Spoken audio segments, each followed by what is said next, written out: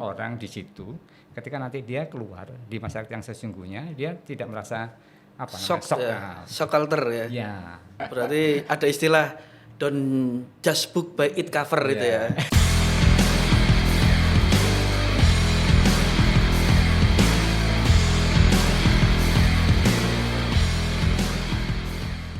Assalamualaikum sahabat Memorandum TV, jumpa kembali dengan podcast Memorandum TV. Kali ini kita kedatangan tamu yang istimewa. Tamu spesial kita adalah Ustadz Heru Cahyono. Beliau adalah tim inovasi pengembangan sekolah kreatif SD Muhammadiyah 16 Surabaya. Assalamualaikum Ustadz. Waalaikumsalam warahmatullahi wabarakatuh. Wah, senang sekali Ustadz bisa berkunjung di studio podcast Memorandum TV. Ya. Tadi ini kan SD Muhammadiyah 16 ini kan sering menjadi bintang tamu di acara Memorandum Umroh Haji Expo. Nah, kebetulan Anda juga jadi bintang tamu juga. Namun bahasan kita kali ini itu lebih fokus kepada bagaimana menjadi anak yang memiliki jiwa leadership dan kreatif sejak dini ini maksudnya Ustaz. Iya. Nah, seperti apa? Mungkin Ustadz bisa dijelaskan. Sebelumnya sih Assalamualaikum warahmatullahi wabarakatuh. Waalaikumsalam. Terima kasih bisa bersua di sini dan sharing ya. Berbagi pengalaman. Sebetulnya sih kalau anak-anak itu naturalnya sebetulnya ada yang punya karakter dalam bahasa Jawa itu pengkuh gitu ya, keras kepala gitu ya. Keras kepala. Itu salah satu, kalau kita negatifnya berpikirnya ke sana. Tapi sebetulnya dia punya potensi jadi pemimpin. Wow, iya. Egonya tinggi juga. Nggak mau dikalahin gitu ya. Jadi memang itu kan dia punya bakat begitu. Sehingga bagaimana ketika sudah punya basic itu, tinggal bagaimana kita membekalin dia punya toleransi, menghormati orang lain. Jadi tidak mematikan karakteristiknya itu ya. Jadi bakat pemimpinnya tadi itu, tapi lebih pada mengarahkan atau memberikan apa yang dibutuhkan anak ini ya, supaya tidak egonya tinggi, supaya tidak ngeyel-ngeyelan begitu. Ada yang by design begitu. Jadi kalau di sekolah punya sistem ya, yang menguatkan karakteristik mereka gitu. Karena setiap anak itu kan fitrahnya menjadi pemimpin gitu. Jadi kalau di agama Islam kan begitu. Jadi setiap orang itu pemimpin. Terutama memimpin dirinya sendiri gitu ya. Sesuai dengan moto di sekolah kreatif gitu. Selalu berusaha untuk lebih baik. Nah, ini sebentar sebelum kita lanjutkan. Ini kan SD Muhammadiyah 16 Surabaya kan sekolah kreatif. Mungkin ada yang belum tahu, dijelaskan lagi Ustaz. Apa sih sekolah kreatif itu? Sekolah kreatif ini adalah sebuah branding begitu dari SD Muhammadiyah 16 Surabaya. Kita upgrade, kita branding tahun 2002 begitu. Dulu sekolahnya yang tidak laku gitu, katakan begitu, yang mau kolaps gitu, bangkrut ya. Jadi alhamdulillah ketika kasih branding sekolah kreatif itu animo masyarakat dan respon masyarakat sangat positif. Jadi, apa yang dulu dilakukan pertama kali itu branding? Ya itu tadi branding logo gitu kan. Terus bagaimana kita mengupgrade performa fisik sekolah gitu. Catching lah gitu ya. Ya dulunya cuman flat, warnanya biasa-biasa saja, sekarang full color gitu. Jadi lebih ke anak-anak gitu. Jadi bagaimana mendesain gedung gitu ya, atau fisik sekolah itu sesuai dengan jenjang usia anak-anak gitu. Karena anak-anak mau tidak mau ya kita harus menyesuaikan begitu. Yang full color, yang rame, yang heboh begitu. Jadi begitu menarik banget itu. Mendesain bagaimana sekolah itu dengan konsep edutainment. Jadi pembelajaran yang menyenangkan, bermanfaat dan bermakna bagi anak-anak. Dan tidak hanya bagi anak, bagi gurunya juga begitu. Ya, kembali lagi kepada bagaimana membuat anak ini memiliki jiwa leadership. Memberikan ruang eksplorasi, kepercayaan, tanggung jawab pada mereka. Jadi bukan targeting harus sempurna ya. Tapi sebuah kemajuan progres sebesar apapun itu harus diapresiasi. Nah itu jangan lupa begitu. Berarti lebih kepada prosesnya ya. Seperti apa ya? Ada proses yang begitu yang harus kita hargain begitu. Nah, ketika anak-anak itu artinya kita sudah membuka gap gitu. Biasanya anak-anak kan dengan guru, dengan orang tua kan ada gap. Ketika kita yang lebih intens mendekati dia akan lebih menaruh kepercayaan pada kita. Apalagi kalau dia apresiasi. Sehingga kepercayaan diri timbul, apapun bakatnya bisa tumbuh dan berkembang ya. Diberi ruang, diberi waktu, kesempatan untuk itu tadi. untuk setiap anak, untuk semua anak individu, tidak pilih-pilih, tidak ada diskriminatif. Gitu. Ya. Makanya di tempat kami tidak ada ranking gitu kan, karena tidak ada diskriminatif. Menarik ini ya. Tidak naik kelas. Oke. Dan inklusi gitu kan. Ya, ya.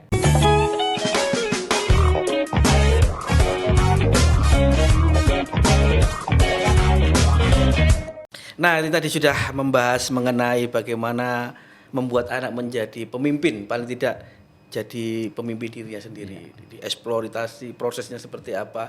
Nah, ini yang menarik tadi tidak ada ranking. Ya. Nah, seperti apa ya? Terus bagaimana cara menilai anak-anak ini? Ya, jadi kan Bentuk penilaiannya. bentuk penilaian itu kan sebetulnya kan lebih apa namanya holistik ya, tidak salah satu sisi. Oke. Ya, pendidikan kita dulunya begitu kan, penilaiannya kan cuma satu sisi aja. Beberapa materi pelajaran yang dinilai, aspek-aspek yang berkaitan dengan karakteristik itu tidak pernah ada penilaian gitu kan. Oh. Potensi itu tidak ada penilaian. Nah, itu yang sebetulnya tadi kalau boleh bisa dikatakan pendidikan yang berkeadilan begitu kan. Jadi harusnya sama kalau begini, mohon maaf gitu. Kalau Ronaldo sekolah itu kan tidak ada punya nilai karena yang dinilai kan kakinya dulu. Kakinya kan terampil. Sekarang kepalanya juga terampil. Ya. Terus kan tapi tetap ada report atau laporan atau rapot kan. Ada. Seperti apa? Itu ada narasinya. Nah, narasi. Oh, narasinya ini ya. Jadi narasi itu adalah sebuah apa namanya? Oh ya berarti ada dokumentasi yang tertulis nih. Perkembangan putra bapak ibu alhamdulillah ya, gitu ya. ada peningkatan. Oh bagus ya. Jadi ada supportnya di situ juga gitu. Ketika awal diterapkan itu enggak ada protes dari wali siswa. Kok ada ranking? Saya kan kepingin anak saya apa alhamdulillah. gitu. Dulu kontroversi awal-awal. Awalnya ya. Nah, awal-awal pasti kontroversi. Ada rambut gondrong. Iya. Tapi lambat laun ya artinya mulai paham. Jadi kami katakan bahwasanya sekolah ini adalah miniatur dari masyarakat yang sesungguhnya, yang lebih kompleks gitu kan. Makanya ketika dia sekolah dia juga belajar bermasyarakat. Lebih mewadahi apa keinginan dari si anak itu ya. Jadi mereka ekspresinya juga, ada diferensiasi ya. Jadi macam-macam karakteristik orang di situ. Ketika nanti dia keluar di masyarakat yang sesungguhnya, dia tidak merasa apa namanya shock culture ya. Ya. Berarti ada istilah don't judge book by its cover itu ya. Jadi nggak mesti orang gondrong itu dalam tanda kutip negatif ya. Tatoan. Ya. Biasanya nggak duit kayak potong. Sampul arang. Nah ya ini apa saja yang mungkin garis besar yang diajarkan kepada siswa SD ini? Ya, secara menyeluruh sebetulnya. Jadi ada 4 aspek sebetulnya. Gitu. Jadi kalau menurut ada logo filosofisnya logo tadi itu, ada aspek spiritual, gitu ya, aspek emosional, aspek intelektual dan kreativitas. Jadi complicated gitu. Jadi spiritualnya biasanya pembelajaran tentang agama, adab dan aplikasinya. Emosional adalah bentuk kepribadian dan hubungan terhadap lingkungannya. Terus kreativitas ya bagaimana anak-anak itu termasuk gurunya, jadi tidak monoton, tapi inovatif gitu, dalam sebuah pembelajaran gitu. Tidak membosankan ya berarti ya. Jadi itu yang penting, merubah mindset ya, terutama dari ustadz-ustadzanya atau orang tua begitu. Apalagi sekarang alhamdulillah pemerintah adanya kurikulum merdeka itu sebetulnya memperjelas, memperkuat konsep kita sebetulnya. Berarti memang melampaui anak-anak kuliahan itu ya. Merdeka Belajar itu programnya kan kayak mirip-mirip ini. Ya, betul. Sebab di kelas 5 kita ada tugas akhir TA. Iya, sejak dini diterapkan ya. Itu. Jadi ada tugas akhirnya di kelas 5. Ada outbound 3 hari 2 malam itu yang pembinanya bapak-bapak Paskas itu di Madiun sana. Paskas, tentara ya? Iya, Angkatan Udara. Jadi mereka lihat pesawat tempur F-15 sudah disesuaikan tapi ya. Tidak terlalu garang itu gak di ya. Tapi lebih ke have fun-nya ya. Ada berapa kelas di SD Muhammadiyah 16 kreatif? Rata-rata paralelnya 4 kelas. 4 kelas ya. 4 kelas, ya. Setiap kelas berisi. Ya, desain kita adalah memang kelas kecil. Jadi kelas kecil bukan kelasnya yang kecil tapi jumlahnya terbatas. Antara 25 sampai 28 dan diasuh oleh 2 guru. Nah, Satu kelas 2 guru. ya, Wah, luar karena biasa makanya ini. karena sejak awal kita memahamin anak-anak itu butuh perhatian lebih, gitu Betul, kan. betul, Jadi makanya harus ada guru yang lebih dari satu dan muridnya tidak boleh lebih dari sekian. Nah, itu. Jadi alhamdulillah begitu. Jadi mereka perhatiannya lebih. Karena apa? Karena desain pembelajaran kita itu tadi memberikan ruang hak eksplorasi mereka untuk jadi anak sesungguhnya. Jadi tidak ada by design anak harus diam, anteng, tenang gitu. Iya. Sung anteng mulai dhisik. Enggak ada ya gitu ya.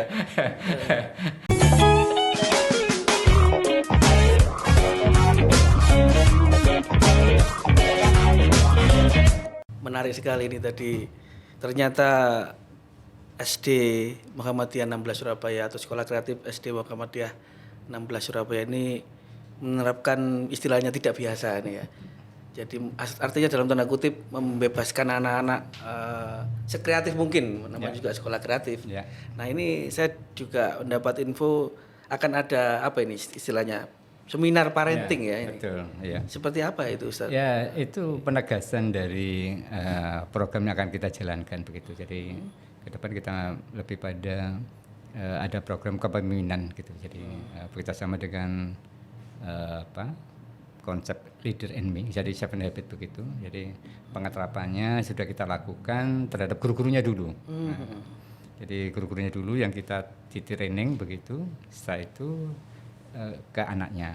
Dan insya Allah tanggal 7 nanti itu kita ke orang tuanya, gitu. Sosialisasi program ini terhadap, karena tetap dukungan di rumah gitu, khususnya orang tua itu sangat berperan penting gitu ya. Jadi ada kesinambungan antara program sekolah dan nanti yang akan dilanjutkan di rumah gitu, dalam rangka untuk lebih anak-anak juga biar fokus gitu. Jadi tidak sekedar kita instruksi, tapi kita juga mengerjakan, syukur-syukur orang tua juga ikut terlibat.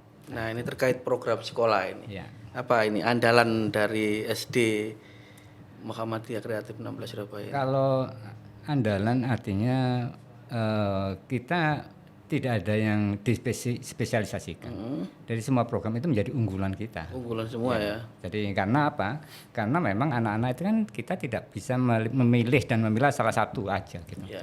Karena setiap anak-anak itu punya heterogenitas gitu ya. Jadi baik itu